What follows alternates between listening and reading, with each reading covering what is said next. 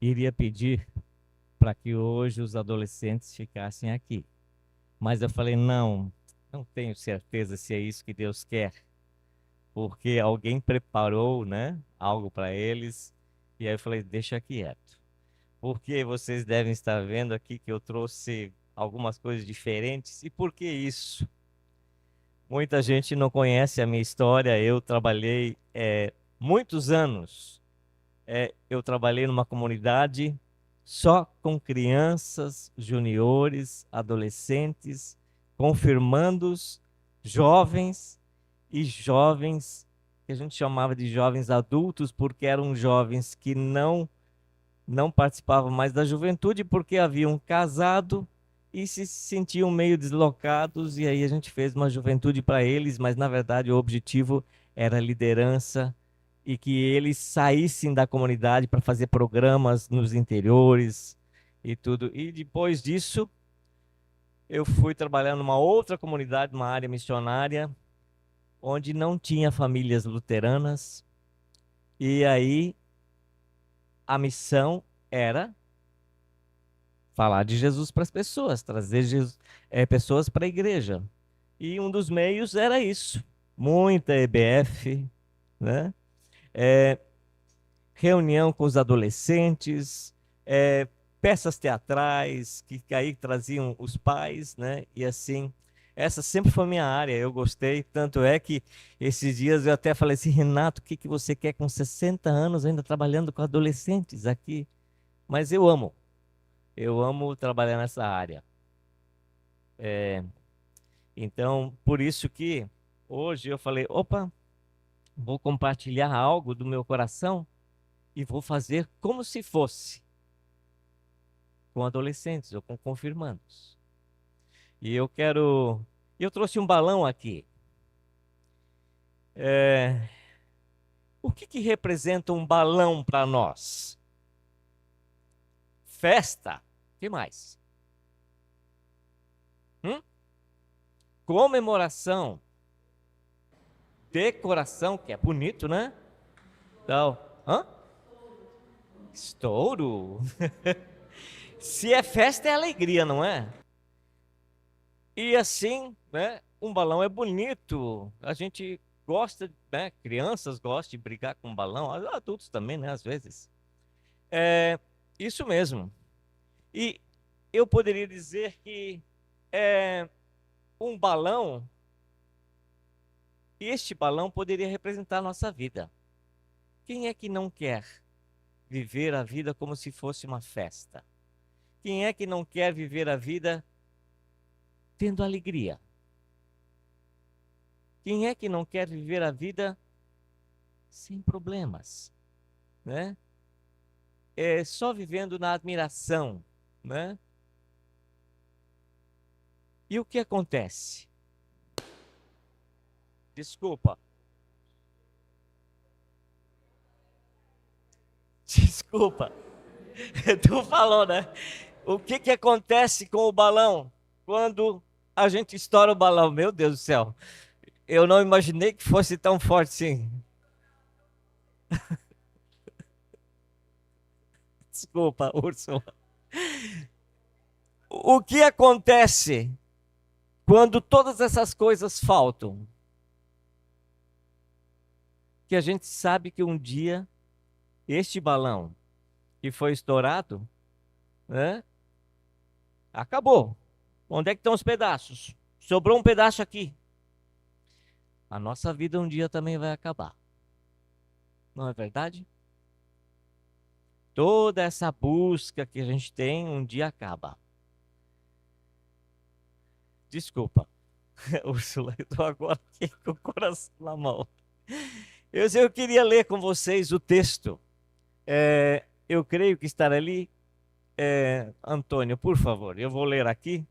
Preciso botar meus óculos, porque ali eu não consigo enxergar.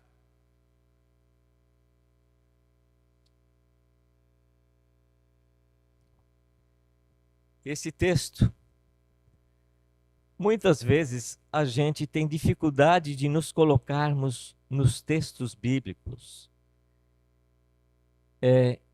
porque a gente acha que Ah, isso não é para mim.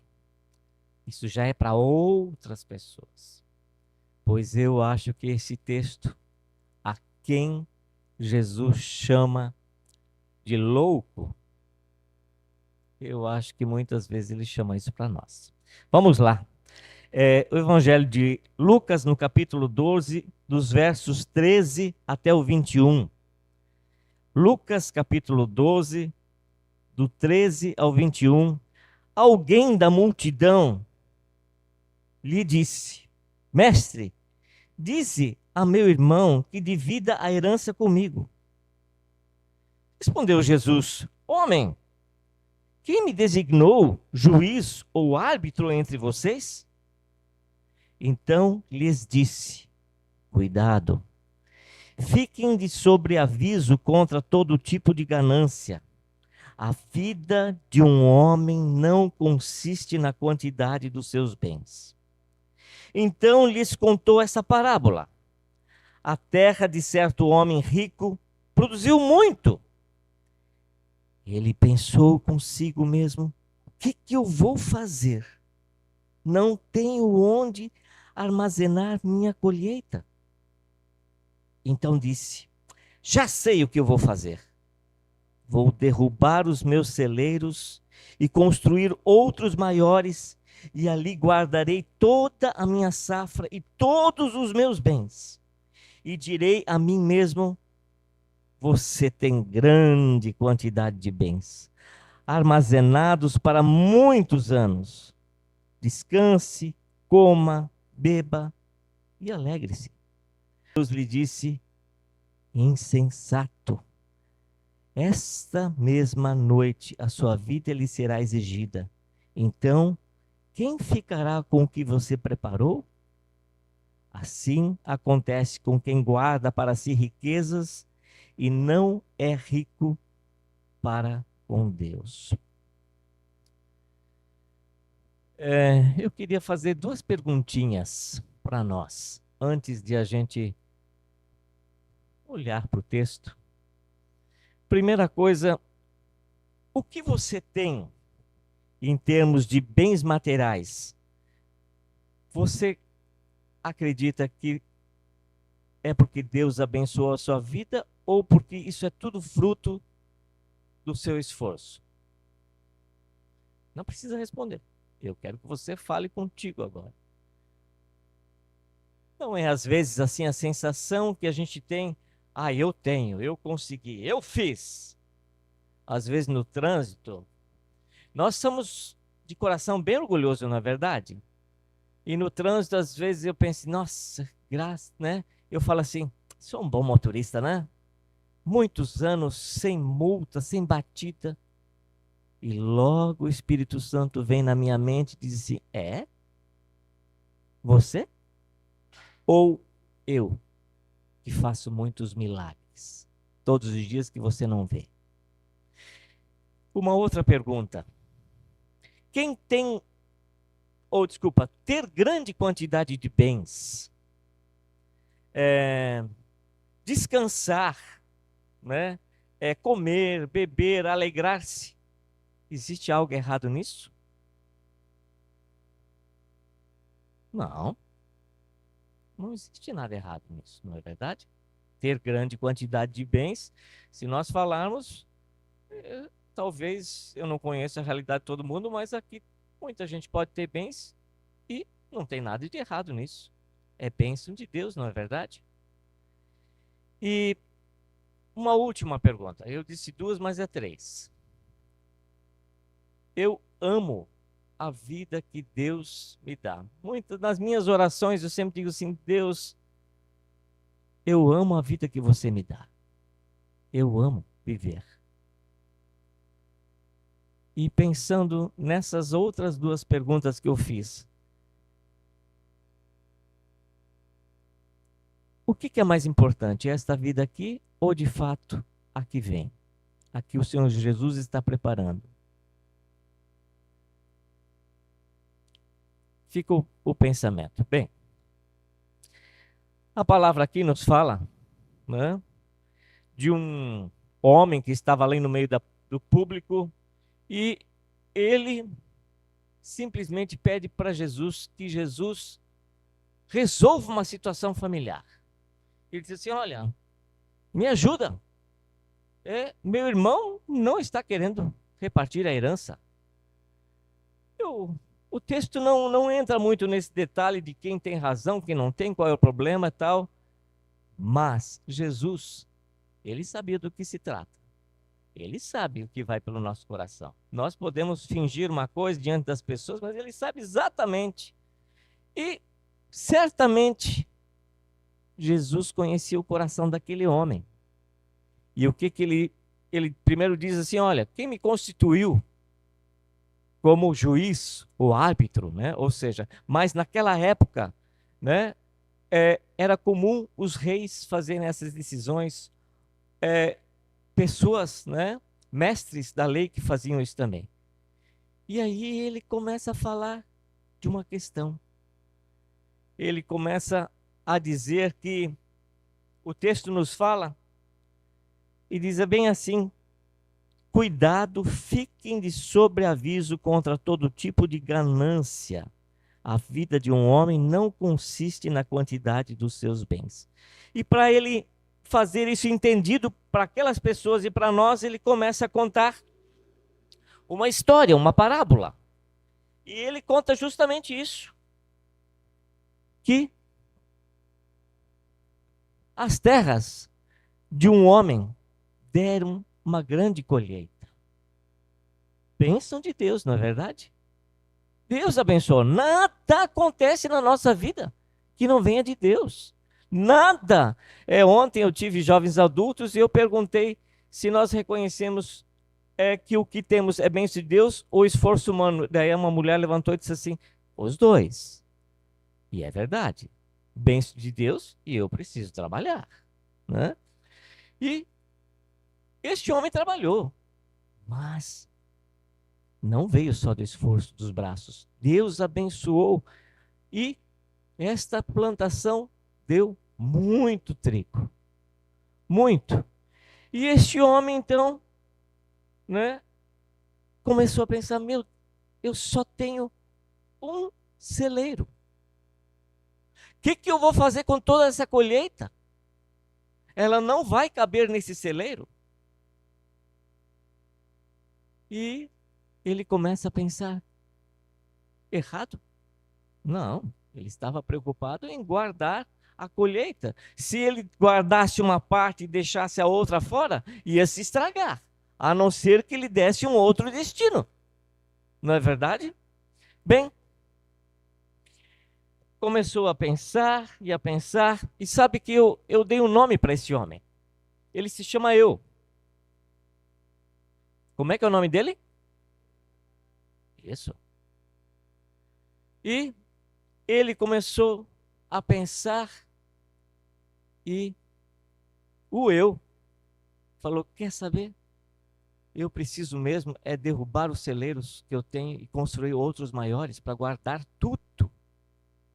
E lá foi ele. E assim ele fez. E diz o texto aqui que ele estava satisfeito. Ou esses óculos que faltam, né? A gente não consegue mais ver sem eles. E ele diz assim: agora sim, direi a mim mesmo: você tem grande quantidade de bens, armazenados para muitos anos. Descanse, coma, beba e alegre-se. Esse não é o nosso projeto de vida também, gente?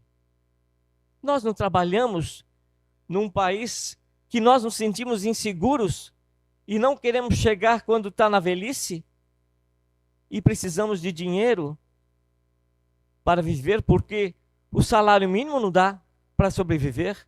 E não é esse o projeto? Juntar dinheiro? Ter bens? Aqui em Balneário é comum. Todo mundo tem algo que aluga. E é um ganho a mais. Então, eu olho para o eu e digo assim: opa, nós também fazemos isso. Queremos nos garantir para não ficar na mão quando nós precisamos. Mas que Jesus fala? Ele fala eu. No versículo 20, eu. Esta mesma noite a sua vida lhe será exigida. Então, quem ficará com o que você preparou? E continua, assim acontece com quem guarda para si riquezas, mas não é rico para com Deus. Ser rico para com Deus.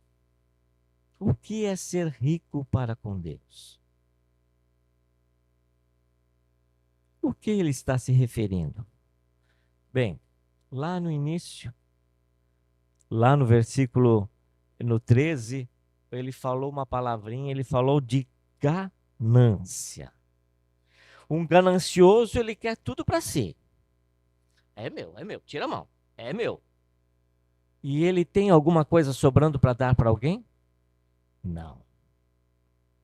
O ganancioso é aquele que vem no culto, hora da oferta. Aliás, na última música do Nili que vai cantar, nós vamos ter a nossa oferta. Ele abre a carteira e olha aqui, é hora da oferta. Deixa eu ver aqui umas notas maiores, mas eu vou pegar essa menor aqui. O ganancioso, ele diz assim, eu frequento a igreja, mas eu não sei direito para onde vai essa oferta. Então, eu não vou dar o meu dízimo. Esse mês eu tive que pagar não sei o quê. Esse mês eu só vou dar metade do meu dízimo. E assim, não dá para mais dar nada para ninguém, porque a gente morre de medo de ser assaltado. Então eu não ajudo ninguém. Nos semáforos, eu não dou nada para ninguém. Eu não tenho nada para ninguém. E ele só pensa em arrecadar. E às vezes eu me pergunto, Renato, o que vai no teu coração em relação à oferta, a dízimo? Desculpa, mas a gente tem a tendência de apontar para o outro. Eu vejo, às vezes, nos semáforos, em Itajaí, eu vi, e aqui eu já vi também, uns jovens com umas roupas, parece de exército, não são escoteiros, e são de uma igreja. E aí eu vejo eles no semáforo pedindo, e eu falo assim, meu Deus, a que ponto nós chegamos? Ter que pedir nos semáforos, por quê? Porque nós não ofertamos e sustentamos a tua obra na igreja com os nossos dízimos, as nossas ofertas. E tendo que pedir lá e todo mundo enxergando, né? Quantas desculpas nós arrumamos para não repartir? Várias roupas nos nossos guarda-roupas que a gente não usa. Que dificuldade de desfazer, de dar, de abençoar. E assim vai. Então eu olho este homem, este eu, e digo assim, em muitas coisas, eu sou muito parecido. Até porque eu venho aqui mostrar para vocês um negócio. Nós temos dinheiro, nós temos um carro, um bom carro, nós temos uma casa boa, um apartamento. Talvez ter o desejo de ter um sítio não é problema. Qual é o problema do eu, então? O que está errado com o eu? O que está errado, então, com ele? Bem, lembrando que, como é que é o nome dele? Eu. O que está errado?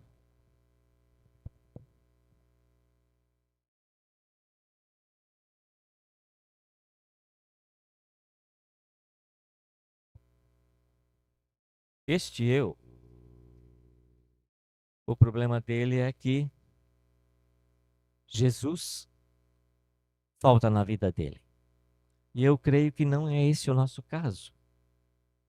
Nós temos Jesus na nossa vida, não é verdade? E por que não obedecemos? Por que não nos deixamos guiar por Ele? Pelo Espírito Santo. O Espírito Santo, quando nós damos espaço para Ele, Ele vai falando na nossa mente. Renato, vai dar só R$ 10? Renato, Deu teu dízimo? Renato, você sabe o que é passar fome? Renato, teu guarda-roupa está cheio de coisas que você não usa. Renato,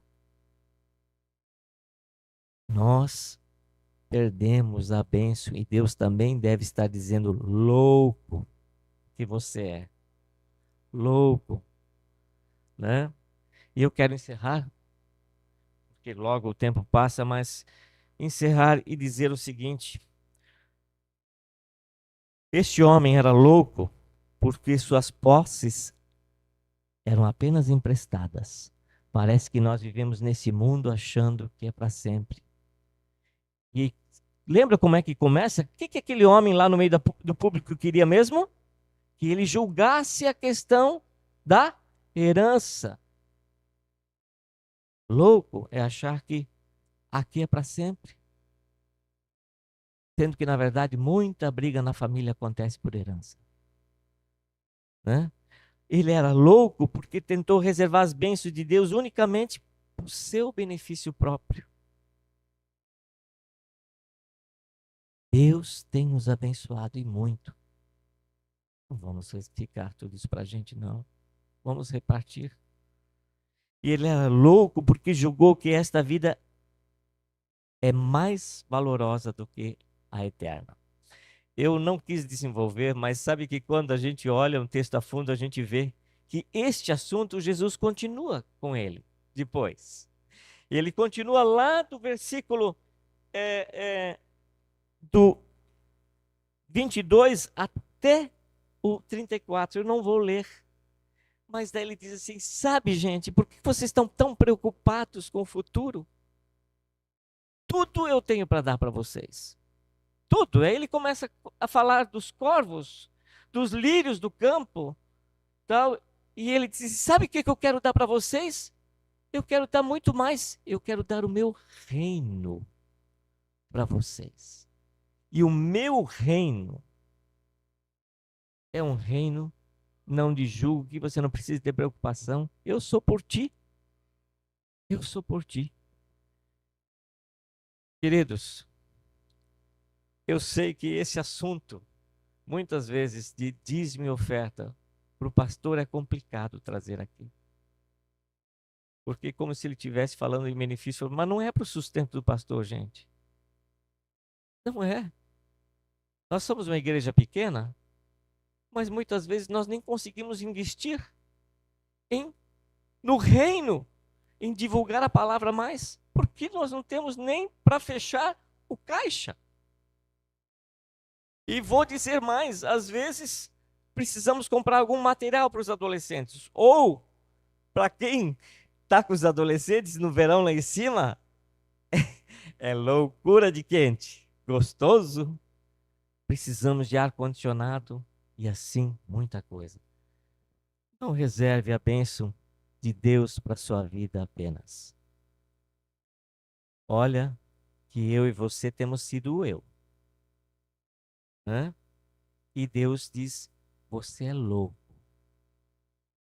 Você é louco, eu tenho te abençoado, mas não para que você fique isso para você. Não fica preocupado. Eu sei cuidar de você. Eu sei. E eu sei que Deus sabe cuidar de muitas pessoas que não estão na igreja. E tem cuidado. E continuará cuidando. Neri, eu fico pensando, né? Nós que já somos os veteranos tal.